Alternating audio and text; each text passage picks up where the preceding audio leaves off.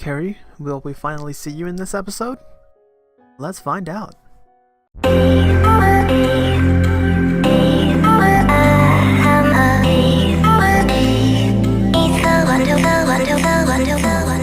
Guys, and welcome back to Sounds of Love. I still don't know when this is gonna end. Not that I want it to end. I love the story. It's really good, but I do want to do other visual novels, so I have to end this one to continue. We don't know what ending we're gonna get, but I hope it's a good ending and not a bad one. So yeah, let's continue. In a rush, I hung up. I hang up on Mr. Elwood without giving him a chance to respond. Wasting time isn't an option. I need to get there as soon as possible. Heading downstairs, my footsteps resonate throughout the house, causing my sister to give me a bewildered look. Luckily enough, she doesn't give me an issue and goes back to using her phone. Passing through the hall, the door opens before me, revealing my parents home from their trip out. I don't have time to make conversation, so I slip past them at the driveway. Both of them give me the same bewildered look as my sister did in the process. Where are you off to, son? I'm going to a girl's house. Upon hearing that, my father contorts his face in surprise, finally leaving me with a proud smile as I set off to make my way down the street. All I should focus on is being there for Carrie. A thought which drives me as I race my way to her house. Darkness fills the paths towards Carrie's house. Spare the street lights which guide my course towards it. A long and winding one.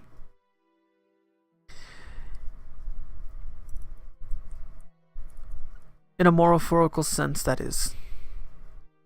This week has provided me with countless ups, but I guess it's time to face the downs. Knowing that Carrie is hurting makes me feel bad for myself, something which I've told myself over and over. My emotional attachment to her is a big thought. Carrie's street is short, so it's easy enough to find her house. It saves me the time of looking for it in the darkness of the ever-looming night. The adrenaline within me rushes me further towards the door of her house.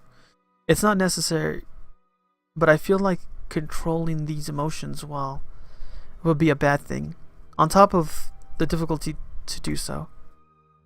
It's Carrie's feelings I want to prioritize right now. Getting here as soon as possible helps me do that. My knuckles face the wood of the door rapidly as I eagerly wait for an answer. I can see some movement behind the door, that of Carrie's father, as he soon comes to open the door. Good evening, RX. I won't keep you stopped for long. Carrie's room is upstairs and to the right. Keeping things brief, Mr. Elwood gives me the direction to Carrie's room, despite me already knowing them. I don't know how well it will sit with him if I told him that I've already been up there, so I just thank him anyway. Thank you. Sparing no time, I rush up the stairs as carefully as I can. Wearing socks and trying to race up there would be really regrettable if I were to slip. Though being too cautious also seems like a bad idea as well. The only thing I should be caring about is Carrie. Following the same path I took only days ago, Carrie's bedroom door stands before me, the gateway to the lonely, downcast girl. Knocking on it gently, my heart continues to pound into my chest as I wait for a response. Nothing. Out of an instinct, I grasp the doorknob, but despite my best efforts, it won't budge. She must have locked it. I kind of expected it, but it doesn't change the fact that she's locked herself away from the outside world. even her own father. Slow movements raise my arms once. Slow movements raise my arm once again as I realize that I have to do what I have to do. For all Carrie's concerned,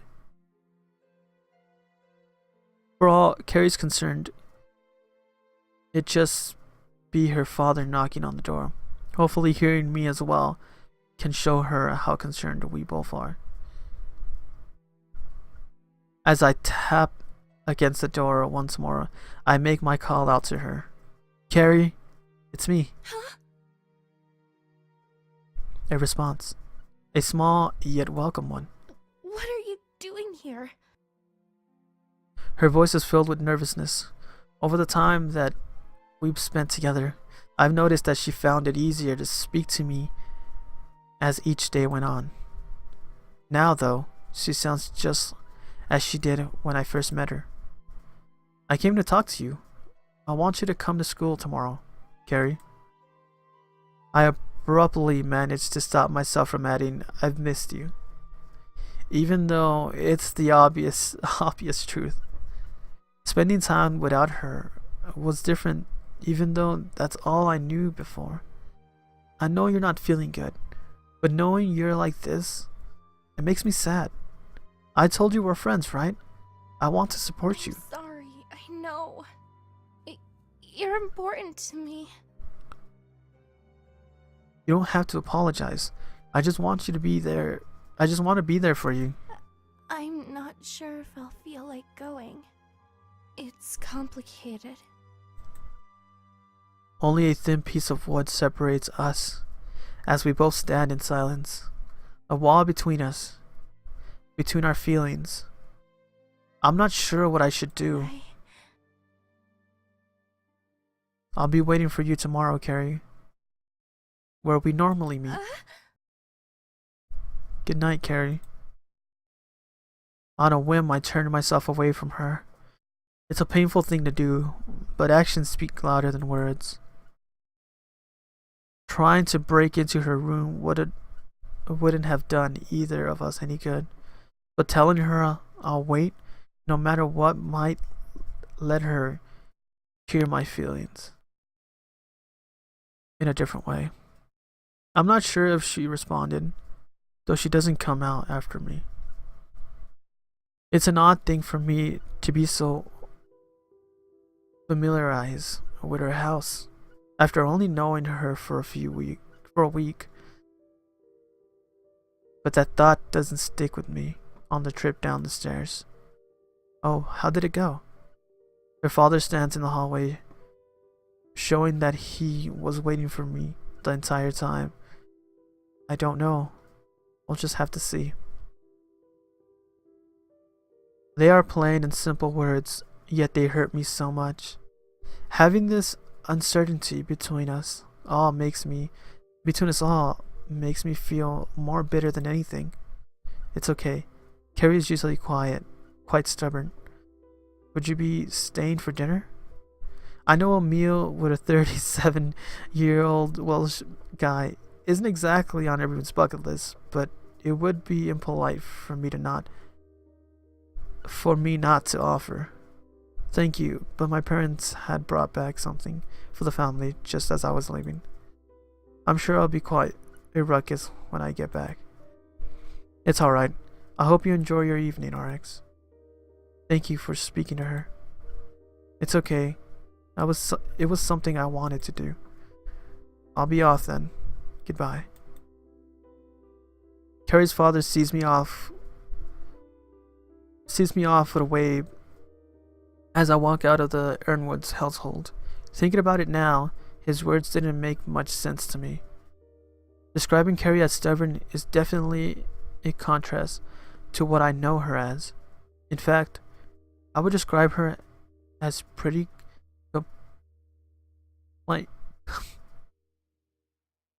compliant. That's what I meant to say.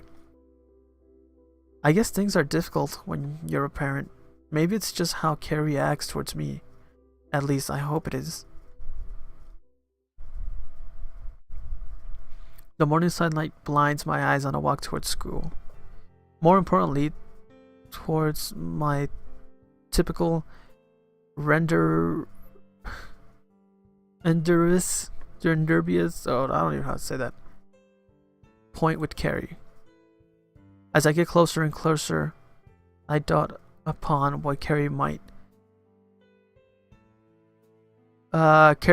to me, my relationship with her. It's a strange thing to think about, but as time goes on, things will start to make more sense to me. As the usual corner of the street enters my vision, the shy, braided girl isn't there. It would be wrong to say I didn't expect this, but part of me looked forward to seeing her adorable aura shimmering in the sunlight. Looking at my watch, it's still a bit early. Even if it was late, I would still wait for her. Being late to school doesn't concern me now. Cars pass me by, one after another, as the neighborhood starts to get into motion. Everyone on their way to work, or to drop their kids off at school. It's the usual sort of thing for a weekday.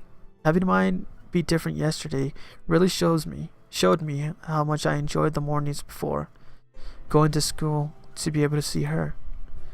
Every day of my life before had been absent of her, but meeting her really showed me how much of a wonderful person she really is. It's a shame it took a while for her to be able to show it to me, to someone. The clock continues to circle around and around my watch, similar to the thoughts in my mind constantly moving, but never really going anywhere. 7:35 soon passes without any sign of Carrie. When agreeing to meet her, I would have probably embraced the experience of walking down the road around this time to see her waiting for me with a mid-smile on her face. One which I can only assume would quickly turn into a bluster as she would spot me approaching. None of that has happened though, or will happen. I can't imagine Carrie being that happy to see me. Anxiety grows within me, flowering from one of the most painful places for it to embed its thorns, my heart. It's been 5 minutes now since the usual time we agree to meet. Not particularly late by any standard, that is, any standard other than Carrie's. Every time we agreed to meet somewhere, despite it being only happening on a few occasions, Carrie was always early or on time, more so the prior. Maybe my words didn't reach her after all. Glancing up from my watch one last time, within my vision, I see a figure. Despite the morning sunlight hindering my view, it's clear to me that a girl is walking down the street towards me. As she approaches, I can make out her hair neatly braided, swaying the light autumn breeze. Her attire, all too familiar to me, consists of a tan sweater which embellishes her figure. A harp insignia on her chest is quickly covered by her arms as she adjusts the ribbon beneath her neck, blushing slightly as she looks towards me. It's Carrie. Alright guys, I hope you guys enjoyed this episode of Sounds of Real Love. We'll continue this next time. It's getting good. So Carrie actually showed up, which is crazy. And we'll go to see her again next episode. And I'll see you guys then. Goodbye.